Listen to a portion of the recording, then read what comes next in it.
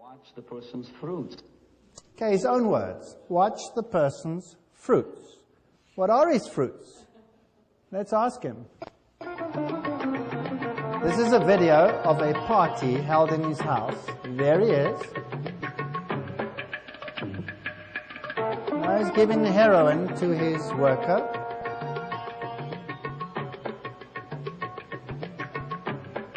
This man dies that night of an overdose of heroin.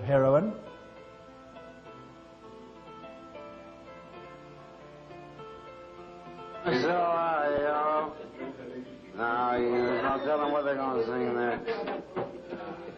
Hello? It's quite simple. See, Jesus said, by the fruits you will know them. And just watch the person's fruits. If they display a clean life, a Christian character, if they show true Christianity, then they're really for real.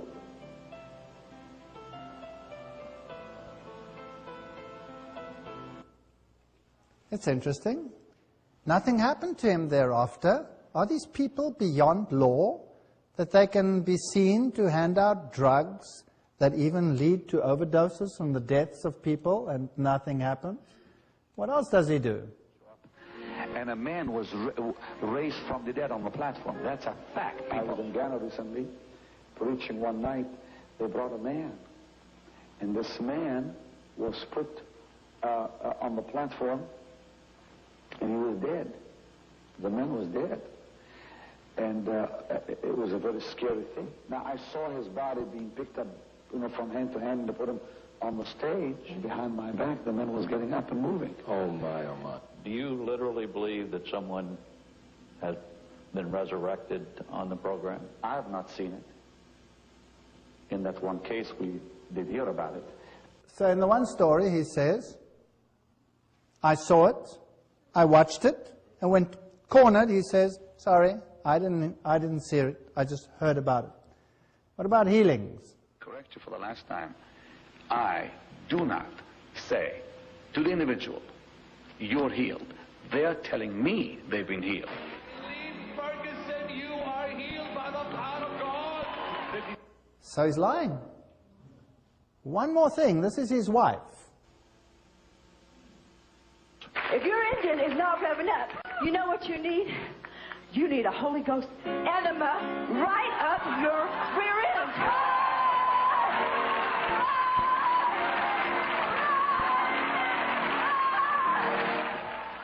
Did you hear what she said? She said you need... This video illustrates the concept of gang stalking. Gang stalking is also known as vigilante stalking or cause stalking, and it involves using several different individuals and vehicles to give a person the message that they are being stalked, yet not give them the ability to identify a single perpetrator. I've just bought a video camera, and this is the first time that I've taken it out. Instead of driving away as I normally would, I sit and play with the zoom on the camera. I hadn't realized the cyclist was sitting at the corner. I actually discovered him after I zoomed in on him. So I decided to sit and keep filming.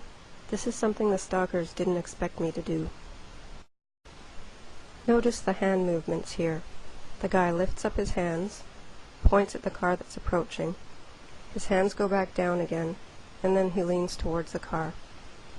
Also, notice that the white car is missing a hubcap. This is important because the car will be coming back. You may have noticed that I've altered the video slightly. I've inserted still images to illustrate certain points a little more easily. As the ladies approach the corner, there's no indication that they know the guy until they get close to him. Watch as the blonde woman walks toward him, and obviously he says something to her, and she turns around and looks in my direction. The other woman seems to stop herself from turning around completely. The blonde woman points at me. Watch now as the guy on the bike signals someone else. He looks at his wrist as though looking at the time, then turns his palms upward as if to say, I don't know what's going on. This is just before a cyclist and a car come by.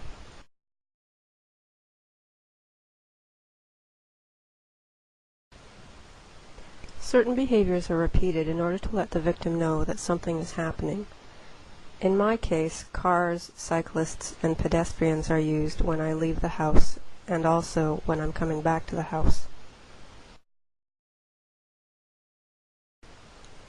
The blonde lady appears to say something to the guy, and he continues watching me after she leaves. A man named David Lawson managed to infiltrate one of these groups, and he wrote a report on it called Terrorist Stalking in America. At this point, he scoots down a little so that he's more concealed by the trees. According to Lawson, cause stalking has been used by extremist groups since the early 1990s.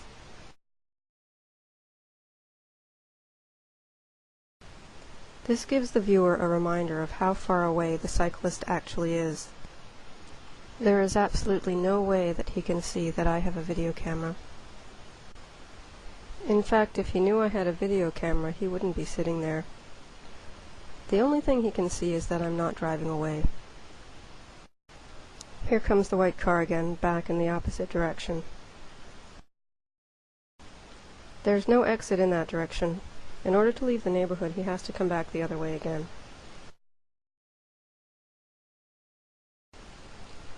According to David Lawson, the people who are involved in gang stalking are often not employed, which gives them the ability to follow a person at any time of day.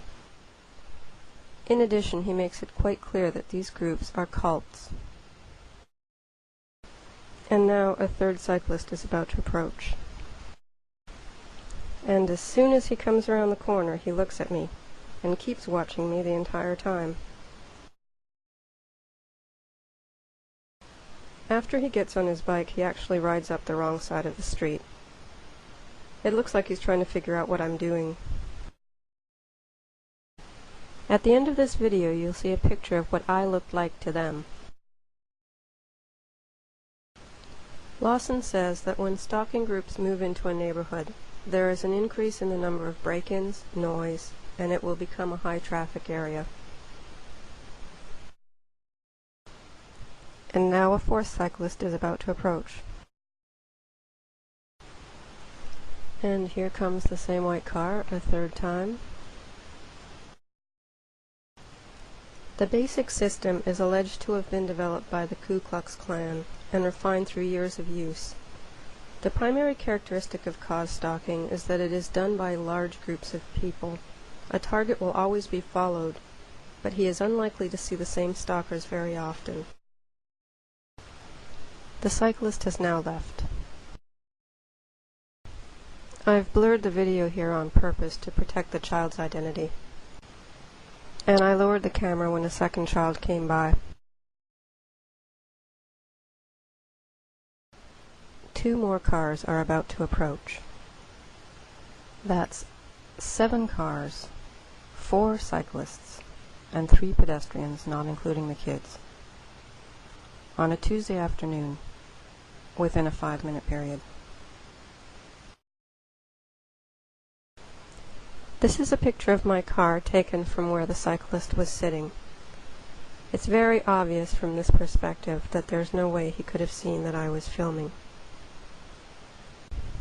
So this begs the question, what were all those people looking at? What was so interesting to them?